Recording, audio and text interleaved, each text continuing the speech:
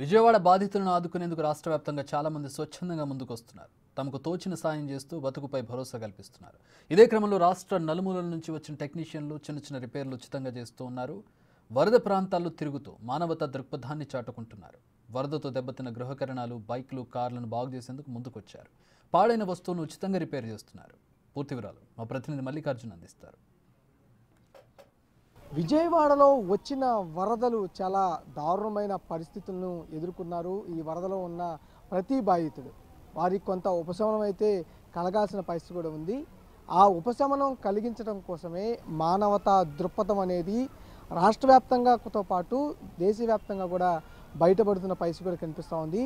ఈ వరద వల్ల కారులు, బైకులతో పాటు ఇంట్లో ఉన్న అన్ని ఎలక్ట్రానిక్ వస్తువులు కూడా పాడైపోయిన పరిస్థితి. వాటిని రిపేర్ చేయించుకోవాలంటే మాత్రం వేలకు వేలు ఖర్చు చేయాల్సిన పరిస్థితి ఉంటుంది. కానీ దాని మానవతా దృక్పథంతో కూడా చాలామంది ముందుకు వస్తూ ఫ్రీ సర్వీసులు చేస్తున్న పరిస్థితి కనిపిస్తూ ఉంది. ఒక పక్క ప్రభుత్వం, మరో పక్క ఎవరైతే Andhra Pradesh state registration and air condition technician welfare association వీరు కూడా స్వయంగా ఉచితంగా వారికి సర్వీస్ చేయడం కోసం కూడా ముందుకు వస్తూ ఉన్నారు.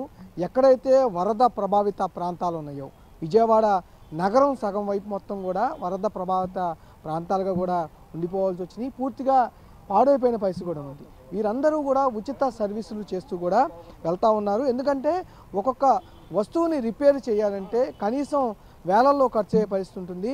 అలాంటి వస్తువుని ముందు ఫ్రీ సర్వీస్ చేస్తారు. తర్వాత వాటిలో పార్ట్స్ ఏమన్నా ఉంటే రీప్లేస్ చేసేందుకు కూడా కొంత డిస్కౌంట్ కూడా కల్పించే అవకాశం ఉంది. ఈ సంఘానికి సంబంధించి మన ఒక వ్యక్తి ఉన్నారు, ఆయనతో కూడా మాట్లాడారు. ఏంటన్నా అసలు ఈ ఫ్రీ సర్వీస్ క్యాంప్ అనేది మీకు ఎలా వచ్చింది అసలు ఐడియా? ముందుగా మనకి ఫ్లడ్ వచ్చిన ఏరియాలో మాకు చాలా ప్రాబ్లం వచ్చేసింది. మాలాంటి వాళ్ళు చాలామంది దీంట్లో ఇబ్బంది పడి ఉంటారని చెప్పేసి మన స్టేట్ తరపు నుంచి, లోకల్ తరపు నుంచి టెక్నీషియన్ అందరికీ గ్యాదర్ చేసి మినిమంగా ఒక 70-80 మంది అందరూ కలిసి ఒక అసోసియేషన్లో ఉన్నాం. కాబట్టి మేమందరం స్వచ్ఛందంగా ఒక గవర్నమెంట్ దగ్గరికి వెళ్ళి ఒక సేవా కార్యక్రమం చేద్దామని మేము వాళ్ళకి అప్లై చేస్తే వాళ్ళు లెటర్ ఇచ్చేసి మీరు రండి చేద్దురు కానీ ఇబ్బంది లేకుండా ప్రతి ఒక్కళ్ళకి అంటే మేము దానికి ఏం చేసామంటే ప్రతి టెక్నీషియన్కి ఫ్రీ సర్వీస్ అనేది డబ్బులు లేకుండా మనం చేద్దాము. ఎందుకంటే మాలాగా అందరూ కూడా కష్టపడి వాళ్ళు ఉన్నారు కాబట్టి వాళ్ళకి ఇబ్బంది కలగకుండా మనం కూడా ఏదైనా మన వంతు సాయం చేద్దాం అనేసి మన ఆంధ్రప్రదేశ్ స్టేట్ రిఫ్రిజిరేషన్ తాలూకా మన ప్రెసిడెంట్ గారు జానీ గారిని కోరడం జరిగింది. ఆయన మన విజయవాడ కలెక్టర్ గారితో మాట్లాడి ఇక్కడ విజయవాడ రస్తా అసోసియేషన్ అనేది మా సంస్థ, దాంట్లో నేను ఒక సెక్రటరీగా ఉన్నానండి విజయవాడకి. మేమందరం కలిసి వీళ్ళందరితో మాట్లాడి ఇక్కడ ప్రతి చోట ఇలాగ బ్యానరు ఒక 5-6 చోట్ల కట్టామండి. కండ్రిక, సింగనగరు, పాయకాపురము, ఆర్ఆర్పేట, చిట్టినగరు. ప్రతి చోట నుంచి మాకు కాల్స్ వస్తున్నాయి. సో ప్రతి ఏరియాలో కూడా ఒక 5 మెంబర్స్ పెట్టి అక్కడ నుంచి కాల్ ఫార్వర్డ్ చేస్తున్నారు. మా ఆఫీస్లో కాల్స్ రిసీవ్ చేసుకొని ప్రతి ఇంటికి వెళ్ళి ఫ్రీ సర్వీస్ చేస్తున్నాము. ఏసీ, వాషింగ్ మిషన్, ఫ్రిడ్జ్ ఈ 3 కూడాను ఫ్రీ సర్వీస్ చేస్తున్నాము. ఇప్పుడు ప్రతి వాళ్ళు కూడా మనం వెళ్తే వాళ్ళకు ఒక చిన్న వీడియో తీసుకుంటున్నాము. మన సర్వీస్ ఎలా ఉంది, మన ప్రాబ్లం వాళ్ళకి ఇంకేమైనా ఉందా, పక్కింటి వాళ్ళకు ఉందా, అది కూడా అడిగి మనం చేస్తున్నాము. అసలు సర్వీస్ అనేది ఇప్పుడు మీరు ఫ్రీ చేస్తా ఉన్నారు. గతంలో ఈ సర్వీస్ అసలు ఎంత కాస్ట్ ఉండేది? గతంలో మనం ఒక్కొక్క సింగిల్ డోర్ ఫ్రిడ్జ్ కానీ, డబుల్ డోర్ ఫ్రిడ్జ్ కానీ ఏవైనా సరే మనం ఒక 500 నుంచి 700 దాకా సర్వీస్ ఛార్జ్ ఉండేది. అది ఫ్రీ ఆఫ్ కాస్ట్ కింద చేసేస్తున్నాము. ఇప్పుడు మనకి ఆ సర్వీస్ ఛార్జ్ వాళ్ళకి బెనిఫిటే ఉంటుంది. సో స్పేర్ పార్ట్ పోతే స్పేర్ పార్ట్లో ఒక 10 రూపాయలు రానివ్వండి, 100 రూపాయలు రానివ్వండి, ఎంతైనా సరే దాంట్లో ఒక 30% డిస్కౌంట్ కింద వాళ్ళకి అరేంజ్ చేస్తున్నాము. మ్యాక్సిమం స్పేర్ పార్ట్ పడకుండానే మనం ప్లాన్ చేస్తున్నాము. ఇప్పుడు టెక్నీషియన్ల కొరత అనేది కూడా ఎక్కువగా ఉంటుంది. అదే కాకుండా ఇలాంటి విపత్తులు వచ్చినప్పుడు రిపేర్ ఖర్చులు కూడా చాలా అదనంగా ఎక్కువగా అవుతూ ఉంటాయి.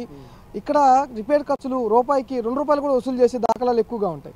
కానీ ఇప్పుడు మీరు ఫ్రీగా సర్వీస్ చేయడం కానీ, ఇప్పుడు డిస్కౌంట్లు ఇవ్వడం కానీ, దీనివల్ల మీరు మానవతా దృక్పథం అనేది అందరిలో కొంతమందిలో కనిపిస్తూ ఉంది, కొంతమంది కనిపించదు. కానీ మీకు ఈ ఆలోచన ఎలా పుట్టింది? ఒక క్యాంప్ ద్వారా, దీని ద్వారానా, ఇలా ఇంకెక్కడైనా? మనం ఇంతకు ముందు ఈ ఫ్లడ్ రాగానే మేము అనుకున్నాము అందరూ పంచుతున్నారు. పాల ప్యాకెట్లు, వాటర్ ప్యాకెట్లు ఇలాగన్నీ చేస్తున్నారు. మేము కూడా ఇలా చేద్దామనే లోపు గవర్నమెంట్ స్టార్ట్ చేసేసింది. వాళ్ళు ఇచ్చిన వాటర్ ప్యాకెట్లు కానీ, పాల ప్యాకెట్లు కానీ ఇవన్నీ కూడాను వాళ్ళకి అందుతున్నాయి కదా. వాళ్ళకి అందుతున్నప్పుడు మనం ఇంకోటి ఆలోచన చేద్దాము, వాటర్ కానీ ఇంకేమైనా ఇద్దాంలే అని. ఇది కూడా మనకు వాళ్ళకి ఫ్రీ చేసేస్తారు. కాబట్టి మనం ఏం చేసామంటే మన వృత్తి ఉంది కదా, మన వృత్తినే వాళ్ళకి ఫ్రీగా ఇద్దాము. మన వృత్తి నుంచి స్టార్ట్ చేసుకొని వాళ్ళకి ఫ్రీగా ఇద్దాము. అది గవర్నమెంట్ వాళ్ళతో మాట్లాడి చేద్దామా లేకపోతే మనం చేద్దామా అనేది డిసైడ్ చేసుకునేటప్పటికి మన జానీ గారు ఆయన ఏం చేశారంటే కలెక్టర్ గారితో మాట్లాడేసి మన విజయవాడ ప్రెసిడెంట్ నజరీ గారు ఉన్నారు, హఫీజ్ గారు ఉన్నారు, షరీఫ్ గారు, గౌజ్, నా పేరు గౌస్ అండి, మేమందరం కలిసి ఇలా టెక్నీషియన్, ఈయన సాలిహా గారు అండి, ఈయన టెక్నీషియన్ అందరిని కలిసి గ్యాదర్ చేసి ప్రతి ఏరియాకు 5 పెడదామండి. మనం అందరం కూడాను వెళ్ళి ఫ్రీ సర్వీస్ చేద్దాం. రాష్ట్రం నలుమూలల నుంచి పిలిపిస్తా ఉన్నారా? ఓన్లీ విజయవాడ సర్కిల్లో అయినా? ఇవాళ నుంచి ఏం చేస్తారంటే కైకులూరు నుంచి కానీ, గుడివాడ నుంచి కానీ, చీరాల నుంచి కానీ, ఒంగోలు నుంచి కానీ వీళ్ళందరూ కూడాను మేము స్వచ్ఛందంగా వచ్చి మీకు చేస్తామండి ప్రతి జిల్లా నుంచి అన్నారు. ఒక్కొక్కళ్ళు ఒక జిల్లా నుంచి వస్తున్నారు. ఒకళ్ళు చిట్టినగర్ వైపు వెళ్ళారు, ఇంకొకళ్ళు మన ఏమంటారు కండ్రిక వైపు వెళ్ళారు, ఇంకొకళ్ళు ఆర్ఆర్పేటలో ఉన్నారు. అక్కడ వాళ్ళు మన లోకల్ వాళ్ళు ఏం చేస్తున్నారంటే వాళ్ళకి సపోర్ట్ తీసుకొని రూట్ మ్యాపింగ్ ఇచ్చేస్తున్నారు. మన వాళ్ళు ఏం చేస్తున్నారంటే వాళ్ళకి సపోర్ట్ ఇచ్చేసి వాళ్ళ కాల్స్ ఎక్కడ ఉన్నాయి వాళ్ళకి పంపించేస్తున్నారు. సో మనకు కాల్స్ కూడా రోజుకి నిన్న మధ్యాహ్నం నుంచి రాత్రికి 78 కాల్స్ వచ్చినాయండి. మళ్ళీ ఇవాళ పొద్దు నుంచి రాత్రి దాకా మళ్ళీ 40 కాల్స్ వచ్చినాయి. అంటే బాధపడుతున్న వాళ్ళు చాలామంది ఉన్నారు. ఇప్పుడు నేనే ఉన్నాను ఇక్కడ పని చేయడానికి వస్తుంటే ఈ పక్కింటి వాళ్ళు ఆ పక్కింటి వాళ్ళు అన్ని బాధలు ఉన్నారు. వాళ్ళందరికీ మనం ఒకటి చేసుకుంటూ వచ్చాను. ఉంటారు నిన్నటి నుంచి ప్రారంభించింది మీరు ఎన్ని ఇళ్ళు చేశారు? ఇప్పుడు నిన్నటి నుండి మాకు ఇప్పటికి అక్కడ చిట్టినగర్లో ఒక 15 ఇళ్ళు అయిపోయినాయండి, ఇక్కడ ఆర్ఆర్పేటలో ఒక 10 అయిపోయినాయండి, 25 ఇక్కడ వచ్చి ఒక 10 అయిపోయి ఉంటాయండి. 10 దగ్గర నిన్నటి నుండి ఒక 40-50 కవర్ చేసుకుంటాము. ఇంకా కాల్స్ వస్తూనే ఉన్నాయి. వీళ్ళందరికీ ఒక 1 వీక్ దాకా మనం సేవ చేద్దాము అనే ప్లాన్లో ఉన్నాము. ఇప్పుడు మన స్టేట్ ప్రెసిడెంట్ జానీ గారు, మన వైస్ ప్రెసిడెంట్ నజీర్ గారు కూడా వస్తారు సార్. వచ్చిన తర్వాత మీకు కల్పిస్తాను సార్. ఇది ఇలా ఈ సంస్థ తరపు నుంచి అంటే ప్రతి ఒక్క మనిషి ఏదో ఒక విధంగా మేము సర్వీస్ చేస్తూ ఉన్నాము. మేము కూడా అంటే అందరూ పాల ప్యాకెట్లు ఇవ్వటం, వాళ్ళకి ఆహారం అందించడం, త్రాగునీరు అందించడం, ఇలా సర్వీస్ చేస్తూ ఉన్నారు. ఇప్పుడు మేము మరొక ముందు అడుగు వేసి వేరే సర్వీస్ మేము చేస్తే బాగుంటుందనే ఉద్దేశంతోనే ఇలా సర్వీస్ చేద్దామని ముందుకు వచ్చాము. ఇంట్లో వస్తువులు పాడైపోయి ఉంటాయి కాబట్టి మేము చేసే వృత్తి అదే కాబట్టి ఆ సర్వీసే ఫ్రీగా వాళ్ళకి అందిస్తే బాగుంటుందనే ఉద్దేశంతోనే చేశామని చెప్తా ఉన్నారు. మరి ముందుకెళ్తే ఇంకా లోపలికి అసలు ఏమున్నాయి ఇంకా అనేది కూడా మీకు చూపించే చేస్తాం. అసలు ప్రభుత్వం అనేది కూడా ప్రస్తుతం ఏర్పాటు చేసి ఈ సర్వీస్ అనేది ఈ రోజు నుంచి స్టార్ట్ అయితే ప్రభుత్వం 2 రోజుల క్రితమే ఏర్పాటు చేయడం జరిగింది. ఇక్కడ గృహకరణాలు మరమ్మతులు కేంద్రం అంటూ కూడా ఏర్పాటు చేయడం జరిగింది. దీనికి ఒక ప్రత్యేకమైన యాప్ను కూడా రూపొందించడం జరిగింది. మనం ఇక్కడ చూస్తే కనుక ఈ యాప్ అనేది ఇదిగో అర్బన్ కంపెనీ, ఈ కంపెనీ వాళ్ళకి సంబంధించిన క్యూఆర్ కోడ్, యూసీ క్యూఆర్ కోడ్, ఈ యాప్ ఇన్స్టాల్ చేసుకొని దీంట్లో ఏ వస్తువులు రిపేర్ చేస్తారనేది లిస్టు కూడా వాళ్ళ యాప్లోనే ఇస్తున్నట్టు పరిస్థితి కనిపిస్తూ ఉంది.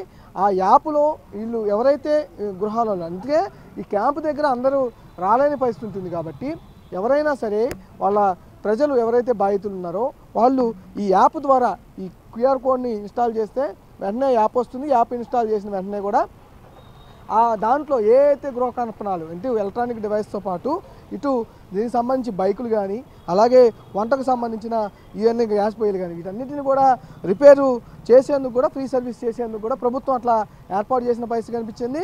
ఏదైతే దానికి సంబంధించి ఎలక్ట్రానిక్ రిపేర్ వివరాలు అంటే దీనికి సంబంధించి కొన్ని అమౌంట్స్ కూడా కొన్ని అంటే వస్తువులకు సంబంధించి కానీ కొన్ని రిపేర్లకు సంబంధించి కానీ కొన్ని ఇట్లాగా ఏర్పాటు చేసిన ధరలు కూడా అత్యంత ఖరీదైన ధరలు కాకుండా స్వల్ప ధరలు కొంత ఏర్పాటు చేసిన పైసలు కూడా కనిపించింది. ప్లంబర్ రిపేర్ వివరాలు కానీ ఎందుకంటే ఇల్లు మొత్తం కూడా పూర్తిగా గృహకరణాలు పాడైపోవడంతో పాటు పూర్తిగా ఎలక్ట్రికల్ సంబంధించిన పూర్తిగా డ్యామేజ్ అయిన పరిస్థితి కనిపిస్తుంది. అలాగే ప్లంబర్ వర్కింగ్ ఏదైతే వాటర్ సప్లై కానీ అలాగే డ్రైనేజ్ వ్యవస్థ కానీ అంతా పూర్తిగా కూడా పాడైపోయిన పరిస్థితి కాబట్టి కొంత అమౌంట్ అనేది గవర్నమెంటే ఫిక్స్ చేసి వీళ్ళకి ఎవరైతే ఉన్నారో ఏపీ రాష్ట్ర ప్రభుత్వం తరఫున ఆ కంపెనీ తరఫున కూడా సంబంధించి ఎవరైతే స్కిల్ డెవలప్మెంట్ వాటి తరఫు నుంచి కూడా ఇలాగా ఏర్పాటు చేసి క్యూఆర్ కోడ్స్కి సంబంధించి ఏర్పాటు చేసి వాళ్ళకు ఎవరికైతే సర్వీస్ కావాలో ఇటు ఫ్రీ సర్వీస్కి ఈ ఫ్రీ సర్వీస్కే యాప్లో సంప్రదించవచ్చు. లేదా ఇలాంటి రేట్స్ తక్కువ రేట్స్ అంటే ఇవి అన్నీ కూడా ఎలక్ట్రానిక్ రిపేర్కి సంబంధించిన బోర్డు సంబంధించింది. ఇది ప్లంబర్ రిపేర్ రేట్లకు సంబంధించిన బోర్డు ఇది అంతేకాకుండా ఎలక్ట్రానిక్ సంబంధించి ఏవైతే ఉన్నాయో వాటికి సపరేట్గా ఫ్రీ సర్వీస్ అనేది చేస్తాను. ఇలాగా మానవతా దృక్పథంతో అందరూ కూడా ముందుకు వస్తున్న పరిస్థితి కూడా కనిపిస్తూ ఉంది. ఇలా ముందుకు వెళ్తే ఇంకా గ్యాస్ పొయ్యిలు కూడా రిపేరు చేస్తున్న పరిస్థితి కూడా కనిపిస్తూ ఉంది. ఇక్కడ గ్యాస్ పొయ్యిలు ఏవైతే ఉన్నాయో ఆ గ్యాస్ పొయ్యిలని రిపేర్ చేస్తూ ఉన్నారు. మిగతా ఎలక్ట్రానిక్ వస్తువులు ఏవైతే ఉంటాయో వాటిని తీసుకురావడం కొంత కష్టం ఏర్పడుతుంది కాబట్టి ఈ వస్తువుల్ని తీసుకురావాలి కాబట్టి స్వయంగా ఇంటి వద్దకే వెళ్ళి వారు రిపేర్ చేసే అవకాశం కనిపిస్తూ ఉంది. ఇక్కడ గ్యాస్ పొయ్యిలు నిన్న 2 రోజుల నుంచి కూడా పూర్తిగా హెచ్పి గ్యాస్ వారి ఆధ్వర్యంలో ఉచితంగా గ్యాస్ పొయ్యిలు అయితే రిపేర్ చేస్తున్న పరిస్థితి కూడా కనిపిస్తూ ఉంది. వాటికి వస్తువులు ఏమైనా ఉన్నా కూడా వాటికి వేస్తున్న పైసలు కనిపిస్తూ ఉంది. అసలు ఎలా ఏ విధంగా రిపేర్ అనేది సాగుతుందో కూడా వాళ్ళతో మాట్లాడదాము. ఎట్లా ఉందండి సర్వీస్ అనేది మీరు ఫ్రీగా అందిస్తూ ఉన్నారు? ఎంతమంది ఇప్పటి వరకు ఈ సర్వీస్ చేయించుకున్నారు? నిన్న 40 మంది అయ్యారు, ఇవాళ 30 మంది అవుతున్నారు. ఏమేం పోతా ఉన్నాయి ప్రధానంగా ఈ గ్యాస్ పొయ్యిల్లో ఏం పోతా ఉన్నాయి? పైన పాము సోపట్లు, బండ్లు, రెగ్యులేటర్లు, ట్యూబులు అన్నీ పోతున్నాయి. అన్నీ బంగేసిపోయి లోపల పైపులు డస్ట్ వెళ్ళిపోయి వాటర్ వెళ్ళిపోయి అన్న గలేజ్గా ఉంది. దానికి శుభ్రం చేస్తున్నాం. ఇంకా పనికి వస్తాయా పనికిరావాయి? పనికిరాని అన్ని కొత్త వేసేస్తున్నాం. అన్ని కొత్త సామాన్లు చేస్తున్నాం.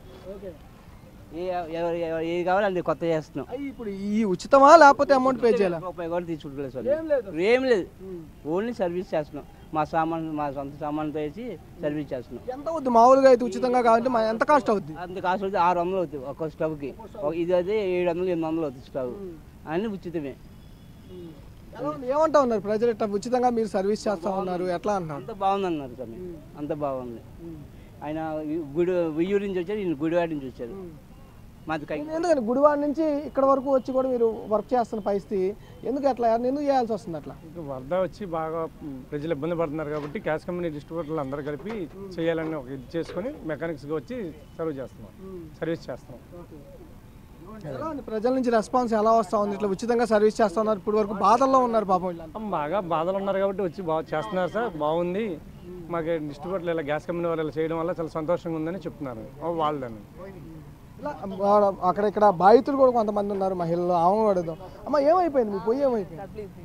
ఇట్లా ఏదైతే రిపేర్ చేస్తూ ఉన్నారో పూర్తిగా ఈ పొయ్యి అనేది పూర్తిగా మొత్తం కూడా పాడైపోయిన పరిస్థితి కూడా కనిపిస్తూ ఉంది. ఇట్లా వరద మొత్తంలో నానిపోయి పూర్తిగా పాడైపోయిన పరిస్థితి.